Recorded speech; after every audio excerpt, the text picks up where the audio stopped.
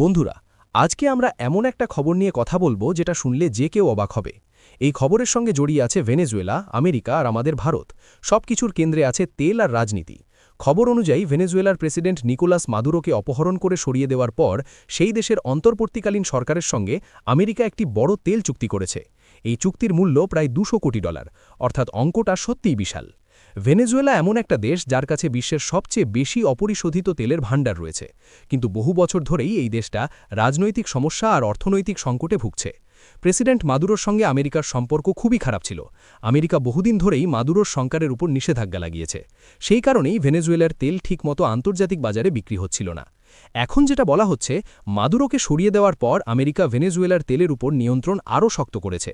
Donald ট্রাম্পের প্রশাসন জানিয়েছে, ভেনেজুয়েলার তেল কিভাবে, কোথায় এবং কার কাছে বিক্রি হবে সেই পুরো ব্যবস্থাই তারা দেখবে।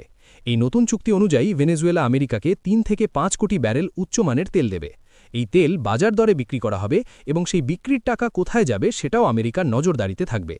ট্রাম্প প্রশাসনের দাবি, তেল বিক্রি করে যে টাকা আসবে তা ভেনেজুয়েলার সাধারণ মানুষের ভালোর জন্যই ব্যবহার করা হবে। তারা বলছে এই টাকায় দুর্নীতির কোনো সুযোগ দেওয়া হবে না। যদিও অনেকেই বলছেন এটা আসলে তেলের মাধ্যমে ভেনেজুয়েলার উপর নিয়ন্ত্রণ রাখার একটা কৌশল। এই পুরো ঘটনার মধ্যেই ভারতের নাম সামনে চলে এসেছে। মার্কিন জ্বালানি সচিব ক্রিস্টোফার রাইট বলেছেন, আমেরিকা ভেনেজুয়েলার তেল ভারতের কাছেও বিক্রি করতে চায়।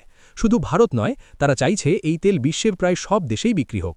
এই কথাটা খুব গুরুত্বপূর্ণ, কারণ একসময় ভারত ছিল ভেনেজুয়েলার তেলের বড় ক্রেতাদের মধ্যে অন্যতম।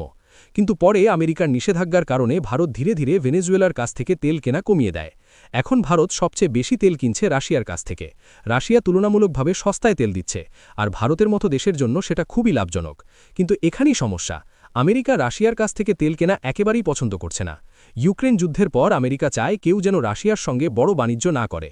এই কারণেই ভারতের উপর চাপ বাড়ানো হচ্ছে বলে অনেকের ধারণা।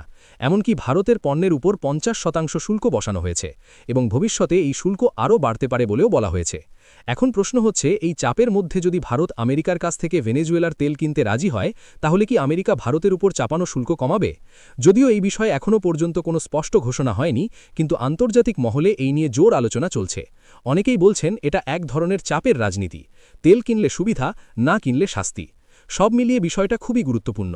একদিকে ভারতের নিজের জ্বালানি নিরাপত্তা, অন্যদিকে আমেরিকার চাপ, আর তার পাশাপাশি রাশিয়ার সঙ্গে সম্পর্ক, সবকিছু মিলিয়ে ভারত কোন পথে হাঁটবে সেটাই এখন দেখার। ভেনেজুয়েলার তেল নিয়ে এই চুক্তি শুধু তেলের গল্প নয়, এটা শক্তি, রাজনীতি আর ভবিষ্যতের হিসেব। আপনার কি মনে হয়, ভারত কি আবার ভেনেজুয়েলার তেল কিনবে, নাকি রাশিয়ার সঙ্গেই থাকবে? আপনার মতামত কমেন্টে জানাতে ভুলবেন না। আর এরকম আন্তর্জাতিক ভিডিও আরও পেতে আমাদের চ্যানেলটি সাবস্ক্রাইব করে রাখুন।